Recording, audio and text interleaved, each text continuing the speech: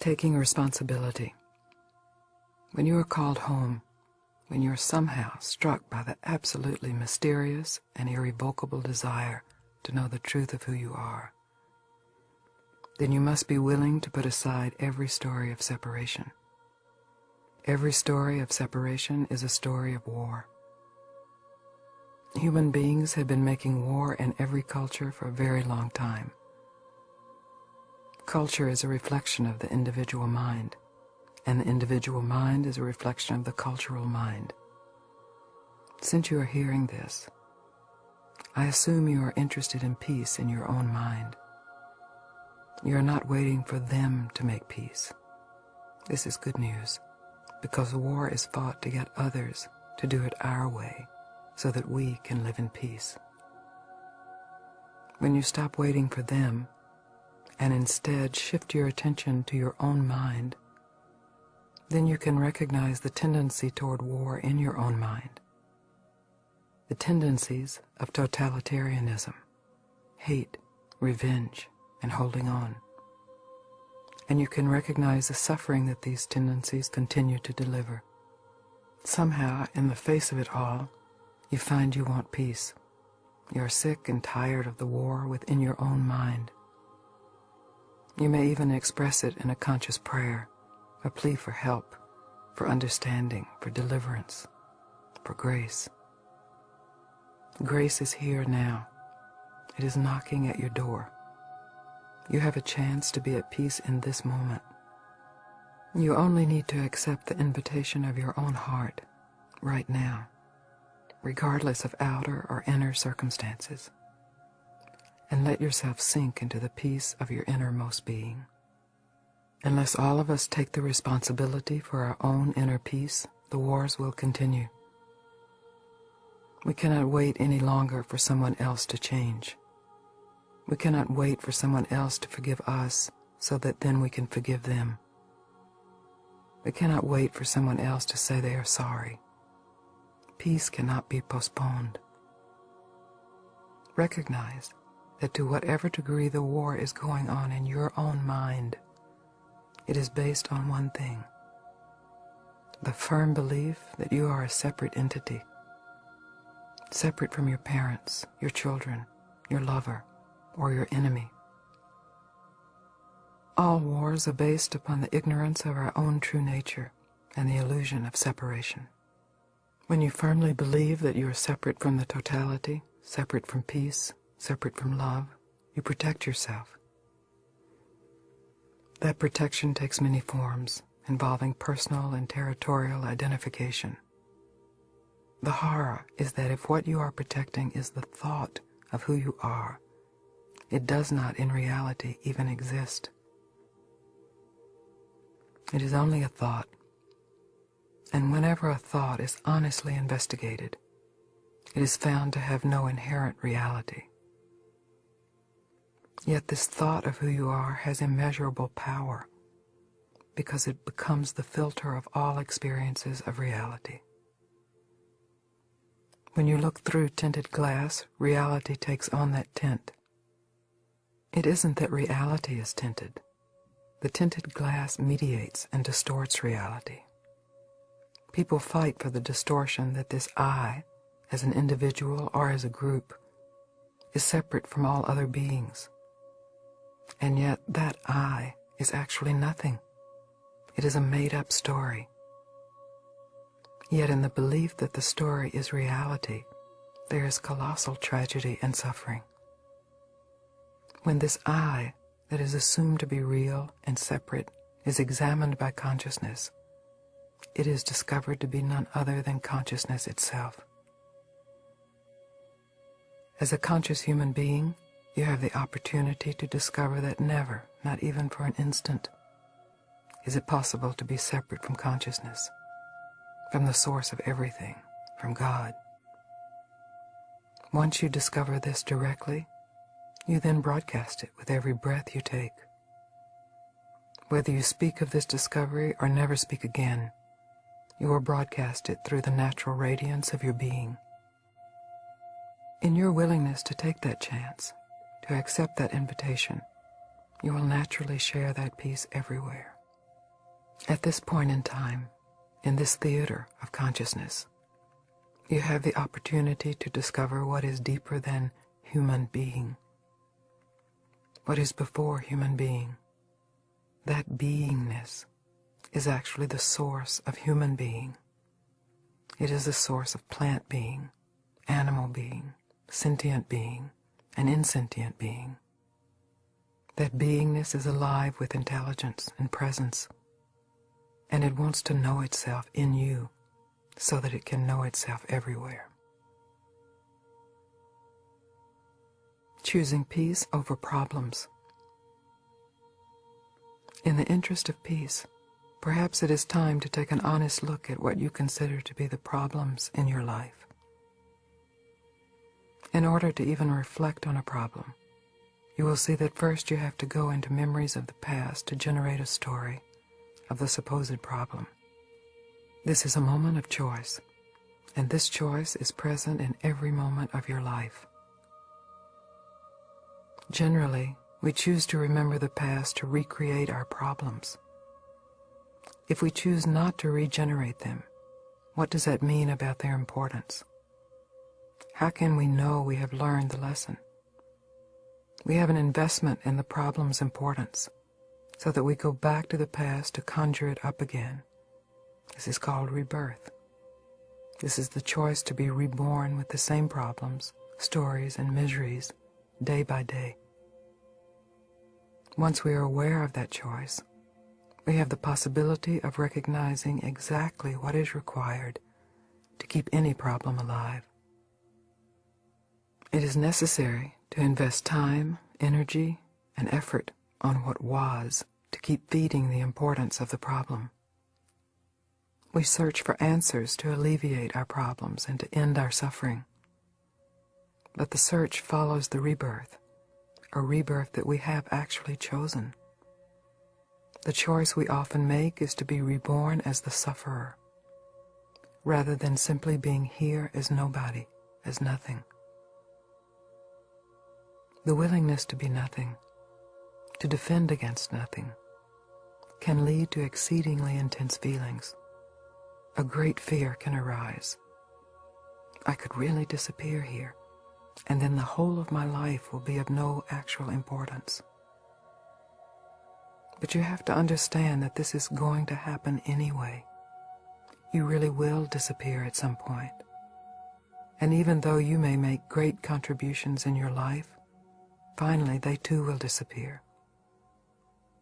So the question becomes, are you willing, at least for this moment, to not be reborn? If you are, then you can recognize what is unborn, what remains alive without story, without suffering, without problem. Recognize what remains alive and let its spaciousness, its peace, be revealed as your own heart. You can recognize it as yourself, having nothing to do with birth or death. If you are willing to be true to that recognition, then rebirth is not a problem, because then your story, your problems, are consciously recognized as appearing in the vast intelligence of who you truly are. Then you know yourself as essentially free of any past.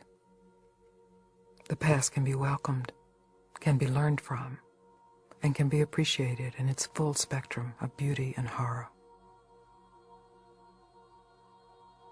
Victim no longer.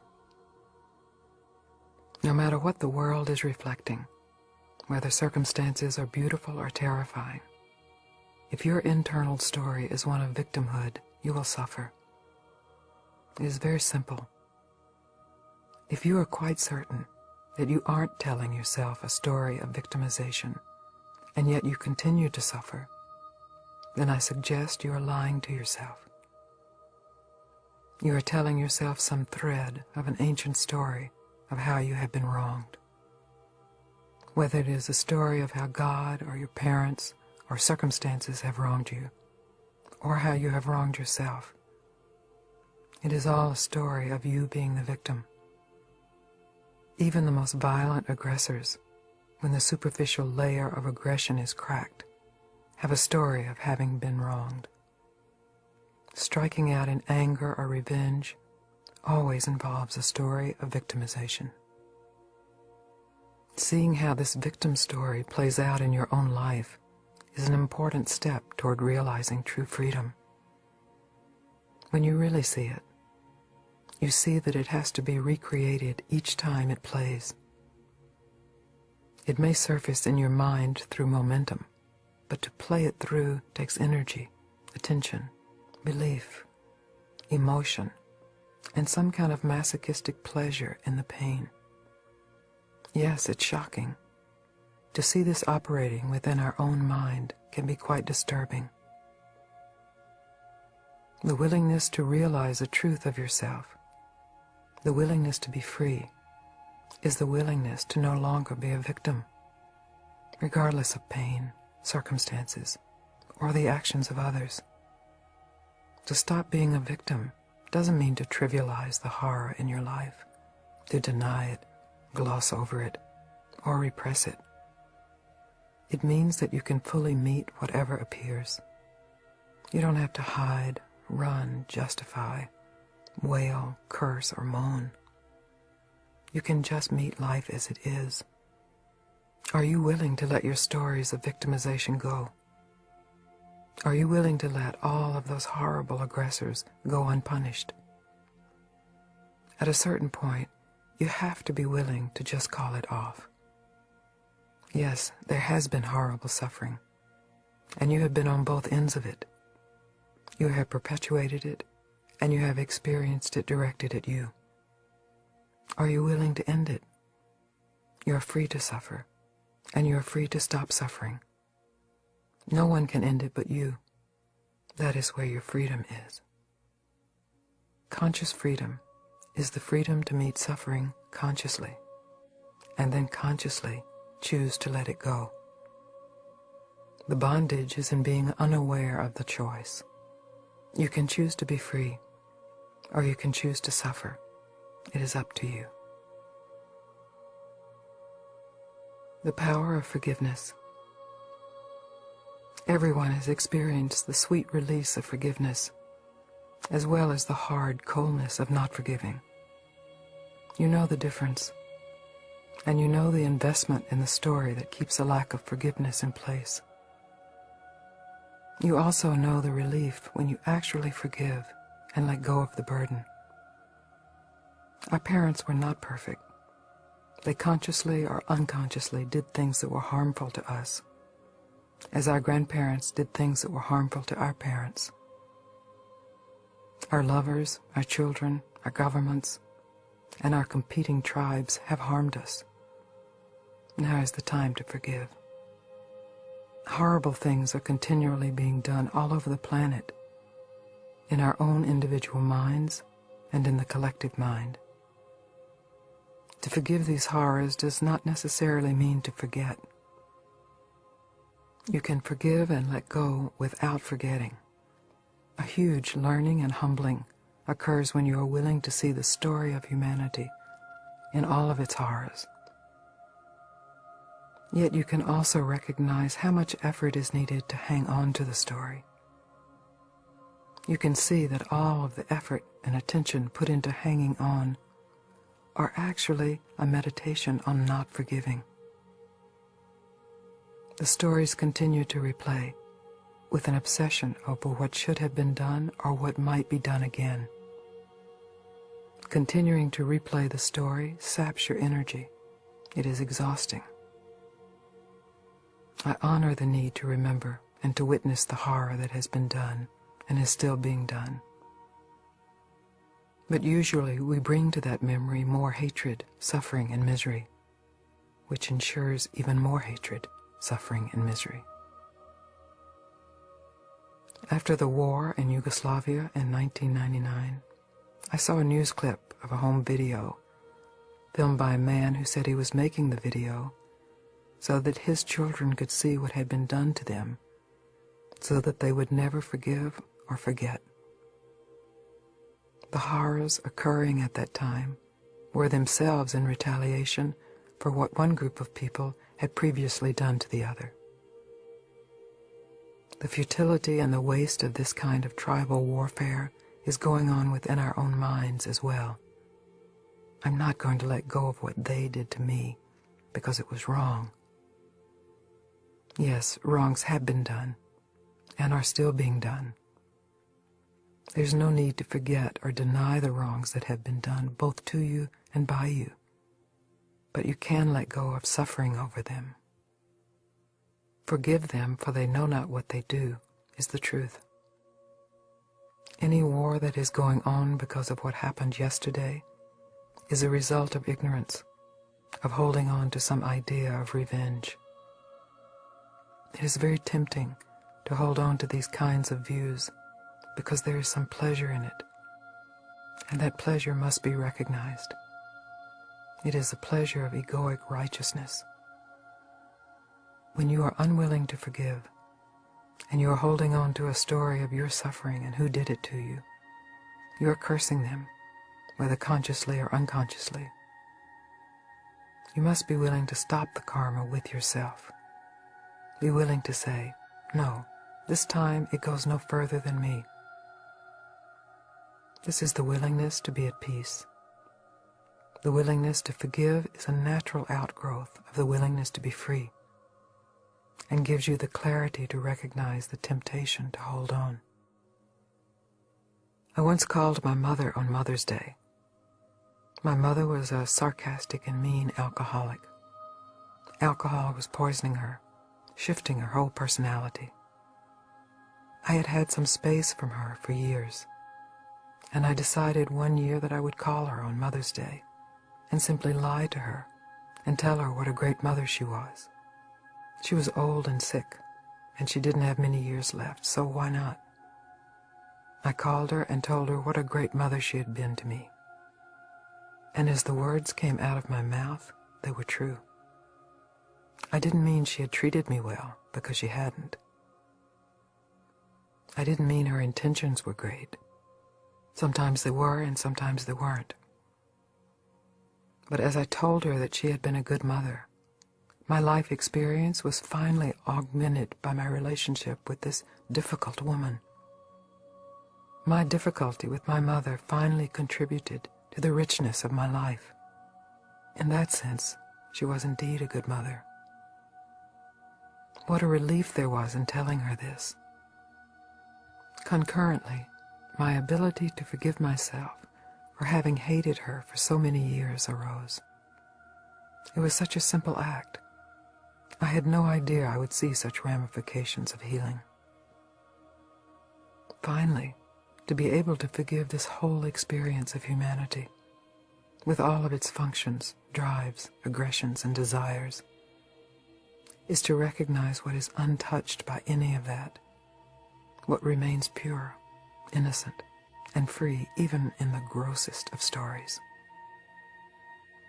In our desire to hold on to revenge, we actually keep ourselves from the experience of freedom. As with everything else, in our desire to hold on to one thing, we keep something else away. In the desire to give something, we actually receive. You can inquire directly within, what am I not willing to forgive? As you do this, you find another opportunity to bring to consciousness what has not been consciously seen, what might still be holding your mind in bondage. No effort is needed here, only the willingness to be completely honest. Once you have honestly seen what you are not willing to forgive, you might also find it helpful to ask yourself, what am I willing to forgive? Recognize forgiveness and savor it for a moment. It is important to not force anything, just to welcome all into the heart of consciousness. Can you forgive? Can you accept forgiveness?